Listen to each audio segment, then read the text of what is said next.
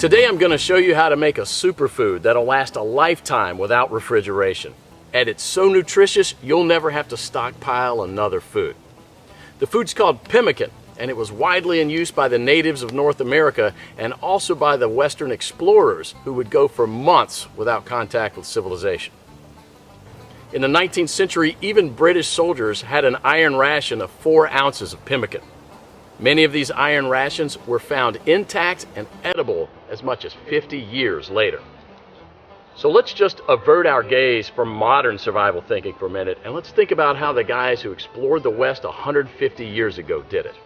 Now that's exactly the kind of stuff I found in this 350-page book called The Lost Ways. It's probably the only survival book I've actually enjoyed reading, and you won't believe the survival things we've lost to history. Now I found the pemmican recipe on page 48, and I decided to give it a go. Natives used whatever was available to them at the time. Bison, elk, moose, deer, but nowadays people just use what they can buy. You just need to remember to select a low-fat red meat, and beef is perfect for this. So you'll need 6 pounds of beef, 2 pounds of rendered beef tallow, and 1/3 of a cup of strawberries or blueberries. And that's it.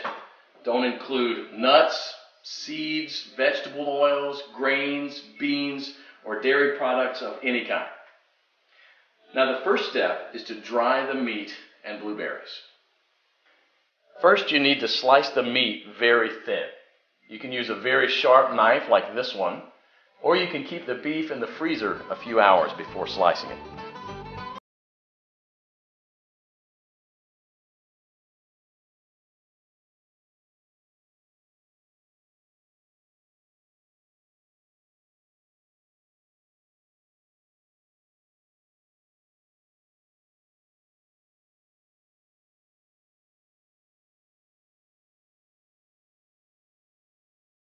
Now place a tin foil on the right side of the rack and spread the blueberries out to dry with the meat.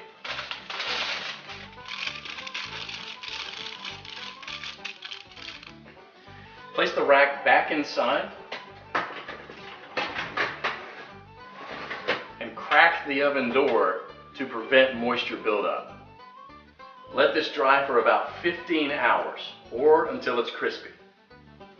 150 years ago, people dried their meat by building a wooden pyramid over a small fire and hanging the meat slices on that. After 15 hours, this is what you should get. Toss it in the food processor until it becomes a powder. Do the same with the blueberries. In the old days, they grind it with a rock to crush it into a powder. Generally, well-dried meat will weigh just slightly less than 1/3 of its raw weight. Therefore, 6 pounds of raw lean meat will yield about 2 pounds of thoroughly dehydrated meat. For our next step, we need to cut the fat into small pieces about a 1/2 inch square.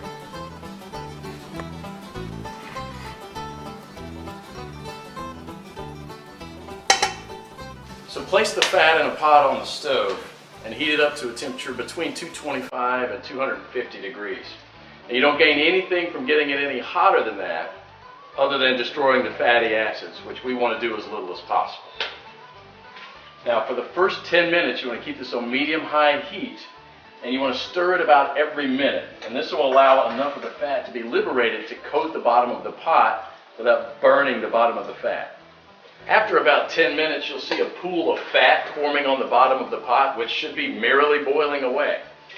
You can rest a little bit now and stir it maybe only every 5 minutes, just to keep things well mixed. After about 30 minutes, the liquid fat should have risen enough to cover the chunks, and it should look like a rolling boil. So as this liquid rises, you can go ahead and lower the temperature down to about 230. After about an hour, the major boiling action will have stopped, and there'll just be small bubbles rising from the fat. About 90% of the cracklings will be a chestnut brown in color. So use a strainer to separate these and set them aside with salt to enjoy as snacks later. They're really, really good. And if you don't like them or don't want to eat them, you can set them aside to cool.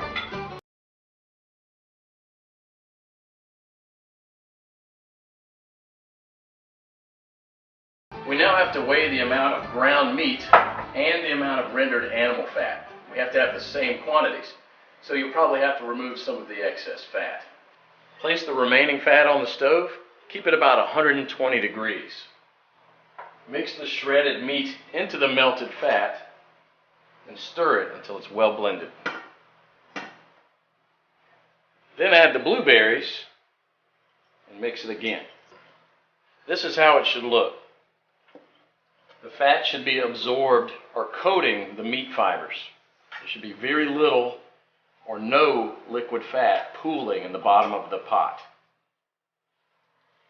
Now, following the instructions from the Lost Ways, you can store it in Ziploc plastic bags and press flat, removing as much air as possible, and therefore preventing the fat from going rancid.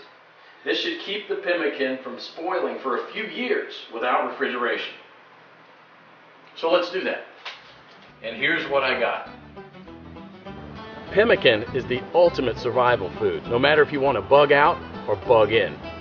10 pounds of pemmican would supply food for 2 full weeks of camping activities at 3/4 of a pound per day, providing 2,200 calories. In survival mode, the same 10 pounds of pemmican would supply energy for almost a full month. This was just one awesome chapter in the Lost Ways, but you won't believe the survival skills we've lost to history. And that's what this book is all about, saving our forefathers' skills. I personally happen to know the man behind this book. Claude is an old-fashioned guy by any standard. He lives with his wife and 2 children in a log cabin he had personally built, cooks outside on an open flame in a cauldron most of the time, and all of his clothes are handmade. He has a 150-square-foot root cellar stuffed with all sorts of homemade canned foods and goods, and he raises cows, sheep, and chickens. I thought several times to myself that this guy will never be troubled by any crisis because the SHTF we all prep for is what folks 150 years ago called daily life. No electrical power, no refrigerators, no internet, no computers, no TV, no hyperactive law enforcement, and no Safeway or Walmart.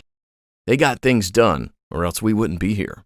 In the next 7 minutes, Claude will unearth a long-forgotten secret that helped our ancestors survive famines, wars, economic crises, diseases, droughts, and anything else life threw at them. A secret that will help you do the same for your loved ones when America crumbles into the ground. He's also going to share with you 3 pioneer lessons that will ensure your children will be well fed when others are rummaging through garbage bins. In fact, these 3 old teachings will improve your life just as they did for me immediately once you hear them. My name is Claude Davis. You may know me from my website, askaprepper.com, or you may have seen my warnings in the media, but few of you know me personally. My story is emotionally heavy, with struggles and disappointments, but also with a faith in God and a strong will to survive that finally led me being here. So pay close attention, because this video will change your life for the good. Lesson number 1, don't take anything for granted. My grandparents from my father's side came to America from Ukraine just before the Second World War and started a small farm in Texas where I grew up without missing a thing. But my grandfather wasn't so lucky. When he was only 12 and still in Ukraine, he survived one of the most horrific famines. Of the 100 families that lived on his street, only 20 survived. So what you're about to hear is a real recollection, as it was written in a personal journal just after the crisis by one of his neighbors. Where did all the bread disappear? I do not really know. Maybe they've taken it all abroad. The authorities have confiscated it, removed it from the villages, loaded grain into the railway coaches, and took it away someplace. They've searched the houses and taken away everything, to the smallest thing. All the vegetable gardens, all the cellars were raked out, and everything was taken away. It was so dreadful that every day became engraved in my memory. People were lying everywhere as dead flies. The stench was awful. Many of our neighbors and acquaintances from our street died. We tried to survive the best we could. We collected grass, goosefoot, burdocks, rotten potatoes, and made pancakes, soups from putrid beans or nettles, collected clay from the trees and ate it, ate sparrows, pigeons, cats, and dogs. When there were still cattle, it was eaten first, then the domestic animals. Some were eating their own children.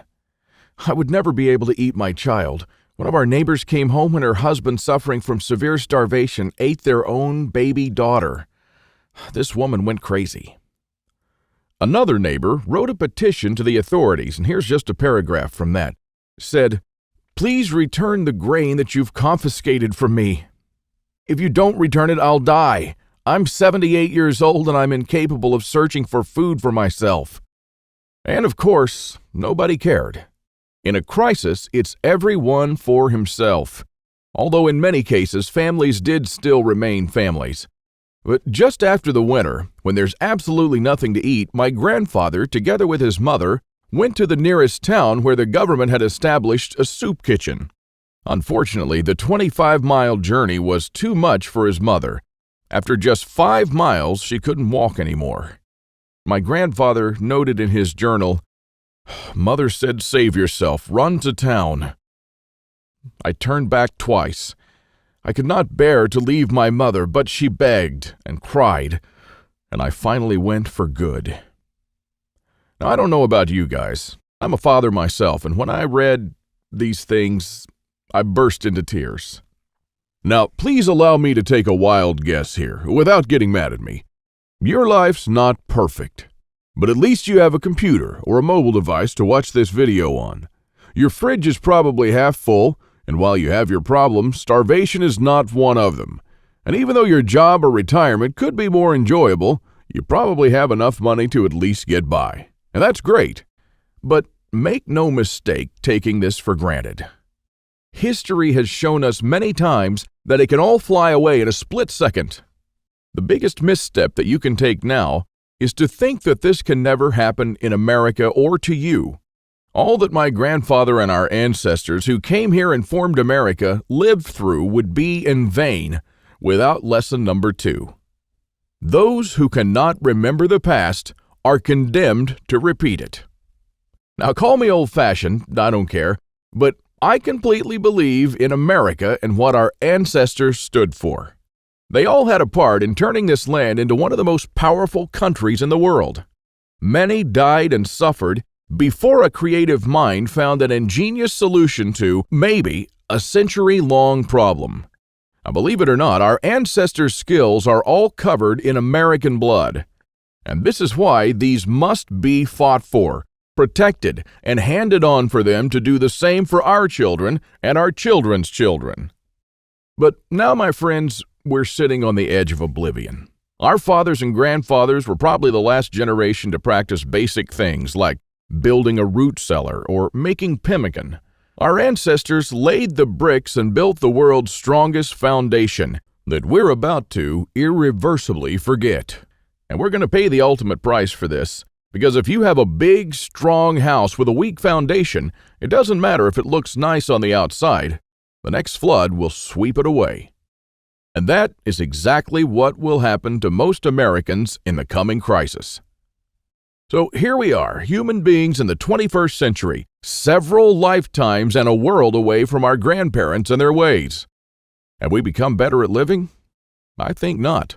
I watch as we have become ever more expectant that the world owes us a living. Consumerism has reached epic proportions, and people feel aggrieved if they don't own the latest gadget.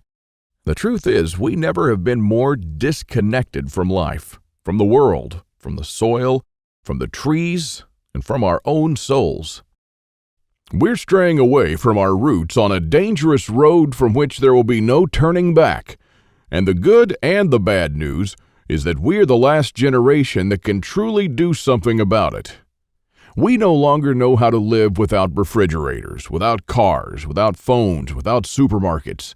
What will you do tomorrow if you simply are unable to buy things? I sometimes think that we're kidding ourselves with our bug-out bags and with our 3-day food rations. Wouldn't we be better off looking at what the pioneers took with them when they traveled from Independence, Missouri all the way to Oregon City? Game meat was unreliable even then, so don't think that they made this 5-month journey counting only on that. If your life depended on this, what bug-out bag would you take with you? I know I'd stick with whatever the pioneer had with him. He had to travel weeks on end without much help while taking cover from some native tribes at the same time. And this is just a small, tiny example. I don't want to see our forefathers' knowledge disappear into the darkness of time. And if you care about your family and what America stands for, then neither should you. This is the third and most important lesson of all. It's always up to you. Now, I believe in God and in the power of free will, and I believe that you are the only one in charge of your destiny, and that you're constantly making decisions that shape the rest of your life. Now, it's true we all had different starts depending on our families and upbringing, but for most of us here in the United States, we at least had decent beginnings. We had water and food, we could go shopping from time to time, and we had a decent medical system compared to other countries. We should be more thankful for that. And we should ensure that we have something put aside for darker times. If anything goes wrong with this country, don't blame the government or the president. They don't truly care about you or your family. You'll be the only one in charge of your fate. Now, I don't know if you've noticed, but nothing falls from the sky. God helps you, but He doesn't lay it on your table. You have to work hard and do things yourself. As long as you're aware of this, your destiny rests solely on you and your willpower. Now, you can truly change things, and you can do a lot more than you think you can. With this idea in mind, 5 years ago, I wanted to do something that hadn't been done before. Something that not only would help me survive a crisis without investing a fortune in stockpiles, but something that I could do around my house on a daily basis using only methods that were tested and proven by our forefathers for centuries. I wanted to unearth and learn the forgotten ways of our great-grandparents. I went to my grandfather to find out how he survived and to learn the little secrets that helped him stay alive in spite of almost everyone else dying. Now, he was almost 90 years old, but the old man was still in good shape. For 3 weeks on end, I absorbed his lessons like a dry sponge. And on top of that, we built a lot of things together, including a root cellar and a storm shelter, just like the folks did when he was young. We made lard and ham, and we smoked 4 turkeys and preserved them for winter in 4 different traditional ways, and a lot more. And when I was a child, I was raised by my grandparents, but I hadn't spent much quality time with them until then. In fact, there were months when we barely even spoke, not because we couldn't stand each other, but only because I was always too busy working or taking care of my kids. A lame excuse and a thing that I deeply regretted later on in life. Well, my grandfather passed on a couple of years ago, and with him, a magnificent amount of survival knowledge. I don't know if you're in a similar situation, but think about your grandfather and how many things he did or knew, things that will vanish forever into the dark abyss of ignorance. And because I deeply believed in lesson number 3, that I was the only one who could change something, my goal for the last couple of years changed from not just learning, but saving our forefathers' ways. This is one of the most important things I've done in my life, and I'm proud of it, but it took me 5 difficult years. Now, first, there's no person that knows all our forefathers' forgotten secrets. Let's just say there are still a handful of people that still practice a lost skill transmitted from generation to generation, even today. But not all the skills, of course. I had to get in touch with a lot of people. Second, where do you find these guys? They are no mainstream survival experts. They don't have a website or a TV show, and some of them even live in remote areas with no internet or TV cable, earning a living like the pioneers did. Third, I wanted to do something unprecedented. You know, articles like 11 skills your great-grandparents had that you didn't, and they started listing the skills: hunting, fishing, foraging, butchering, and so on. Well, this kind of information will never help anyone. I needed something solid, exact, and to the point. Not just skills, I wanted to know things that they actually built, ate, and stored, and exactly how they did it. And fourth, I'm not sitting on a gold mine. As much as I enjoyed traveling and learning these skills, I still needed to go to work. But what I didn't realize when I started my quest is that you can't save these skills only by writing them down. If all these writings will be forgotten in a dusty drawer right next to my bed, it won't help anyone. This knowledge will die together with me, and all my efforts to save our forefathers' ways would have been in vain. So this is because all my life I blindly believed in Lesson 3, that it's always up to me. But I was wrong. In this case, it's only halfway there. It's also up to you. Today is your chance to be a part of saving our ancestors' lost ways. I wanted to make this information available to every family out there without having to spend years of their lives or thousands of dollars. So I came up with this great idea to edit all my manuscripts and turn all this lost knowledge into one of the greatest books of this century. The Lost Ways, Saving Our Forefathers' Skills. Now, as you can see, I designed and edited the book in an old-fashioned way, but most of it is not written by me personally, because I didn't want people to read a second account. I'm sure a lot of information would have been lost in this process. You know, those little secrets that make a thing really work? Those little things that make a big difference. So I paid these experts for their time, and I got what I wanted. These people are not professional writers, but instead are uniquely special. They're neither the strong, badass type that you see in Rambo movies, nor the ultra-rich preppers from reality shows. They're simple people who know a lost skill very, very well. They're smart, shrewd, and wise enough to survive for months or even years in the world's most remote places. Now, here's a glimpse of what you'll find in The Lost Ways. Native American Eric Bainbridge, who is on the board of directors of a Native American educational and took part in the reconstruction of the native village of Kualoklo in California, will show you how Native Americans build the subterranean roundhouse, an underground house that today will serve you as a storm shelter, a perfectly camouflaged hideout, or a bunker. It can easily shelter 3 to 4 families. So how will you feel if, when all hell breaks loose, you'll be able to call all your loved ones and offer them guidance and shelter? Besides that, the subterranean roundhouse makes an awesome root cellar where you can keep all your food and water reserves year-round. From Ruff Simmons, an Old West history expert and former deputy, you'll learn the techniques and methods used by the wise sheriffs from the frontiers to defend an entire village despite being outnumbered and outgunned by gangs of robbers and bandits, and how you can use their wisdom to defend your home against looters when you'll be surrounded. Patrick Shelley, who earned a living in the woods for years on end, will show you how to make foolproof traps. He wrote an awesome chapter about how to trap different animals in winter just like our forefathers. When 100 hungry mouths will shoot each other over the last deer to feed their children, your family can eat the favorite food of trappers and mountain men from the 1800s. From Shannon Azares, you'll learn how sailors from the 18th century preserved water in their ships for months on end, even years, and how you can use this method to preserve water for your family cost-free. Mike Searson, who is a firearm and Old West history expert, will show you what to do when there's no more ammo to be had, how people who wandered the West managed to hunt 8 deer with 6 bullets, and why their supply of ammo never ran out. Remember the panic buying in the first half of 2013? Well, that was nothing compared to what's going to precede the collapse. From Susan Morrow, an ex-science teacher and chemist, you'll master the art of poultice. She says, if you really explore the ingredients from which our forefathers made poultices, you'll be totally surprised by the similarities with modern medicine. Well, how would you feel in a crisis to be the only one from the group knowledgeable about this lost skill? When there are no more antibiotics, people will turn to you to save their children's lives. If you liked our video tutorial on how to make pemmican, then you'll love this.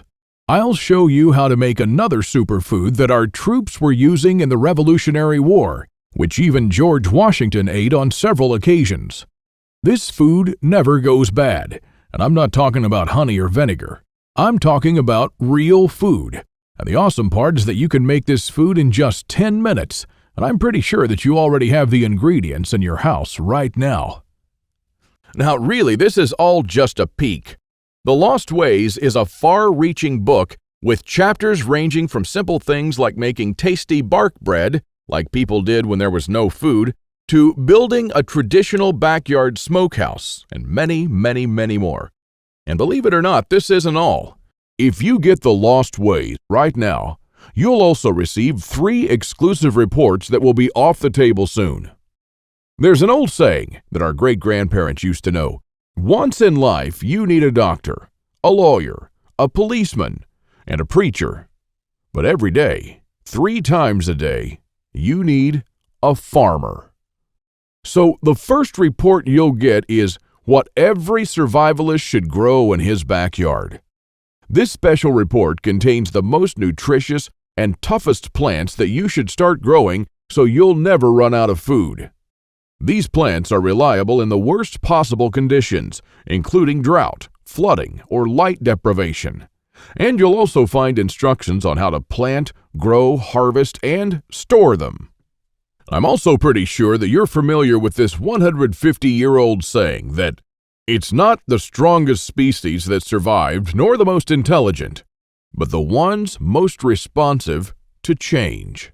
So the second bonus you'll get is how to outlive an EMP, the early pioneer way, which is a day-by-day guide that shows you what to do after an EMP every day for 30 days using the lost ways. Think about it this way. If an EMP had struck in the late 1800s, nobody would have noticed it. Our great-grandparents didn't even know what an EMP was, nor did they know what modern technology was. But they surely lived, survived, and prospered without it. Now things are a little bit different, and because this event can happen all of a sudden with no warning whatsoever, it might be difficult for even the smartest minds to know what to do from the moment the running water stops and your food spoils to the moment when looters come knocking at your door. So in this report, you'll learn the 10 things that you should do on day 1, what you should make on day 2, what you definitely need to turn to on day 3, and so on until day 30, when you'll be absolutely 100% self-sufficient, protected, and able to help others if you want to. Unless you're living in a bunker full of stockpiles, doing these things in the wrong order may literally mean death. Now, I'll show you what to do every day so you'll never run out of water, food, or heat, and then what to do or build to improve things day by day. Another old saying people used to say is, for every minute you spend organizing, an hour is earned. So the third report you'll get is a step-by-step guide to building your own can rotation system that can hold at least 700 cans of different sizes. You'll never have to look at 50 cans for expiration dates, and you'll never need to throw away cans again because they've spoiled. A can rotator is not only a time saver but also a money saver. As you can see in this video, the mechanism is very simple. Whenever you buy new cans, you insert them in the upper shelf. The cans will automatically roll down, and they'll be the last in the row. When you pick them up, you do so from the shelf below. So you'll always pick the can that you bought first and therefore with the closest expiration date.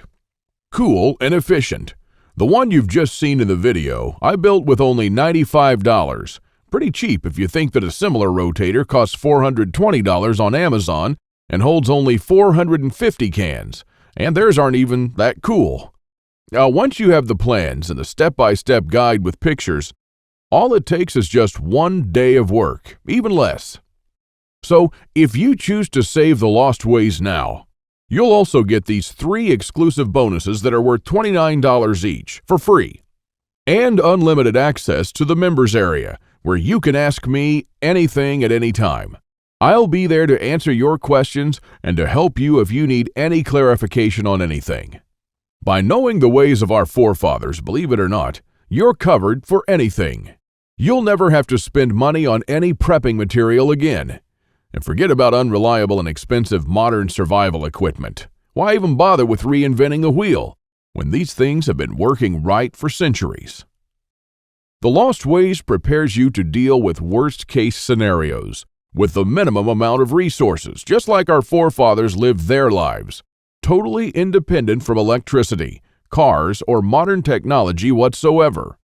Which means you'll also be bulletproof against the ever-increasing threat of an electromagnetic pulse, a powerful economic breakdown, famines, and natural disasters. You'll have the power to protect and save your family, even to rebuild your community during the worst of times. And besides that, The Lost Ways is not merely a survival book, because most of the knowledge you'll find in it will begin improving things in your life starting today. What I'm talking about is the type of self-sufficiency that our great-grandfathers used to have. I'm talking about things that they did around their homes and the healthy lives that they lived. And at the same time, you get to take part in doing something great, saving our forefathers' lost skills.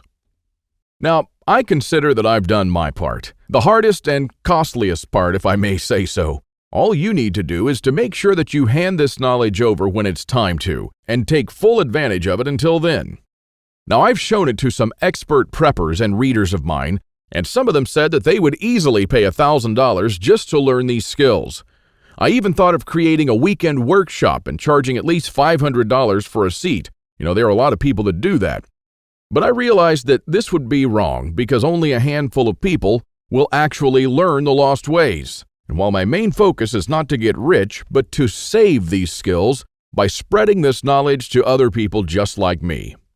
Now, remember when a man's word was his bond? When you made an agreement and you just shook on it? Well, frankly, I'd like to do things the old-fashioned way here, on a handshake. So today, you can just shake my hand and seal the deal for a price that anyone can afford. While this video is still up, you can get The Lost Ways plus the 3 bonuses for a one-time special offer of just $37. But the only way to get it is to click the Add to Cart button below now. The way I see it, you have 3 options here. You can hope that things will get better and that a crisis will never strike America. And I'm hoping the same thing, by the way. But my grandfather taught me better. He taught me, as I've told you, to never take anything for granted. Doesn't it seem better to have these skills and never need to use them than to not have them and one day really need one of them? You can also start spending money and valuable time searching for guys who still know a lost thing or two by going through months of research and lots of traveling. And although it might sound nice in the beginning, these expeditions will take a huge toll on your bank accounts. I've spent 5 years gathering and rounding up this lost knowledge, and I must say that there were lots of times when I just wanted to give up. Or you could save the lost ways without going through any of this.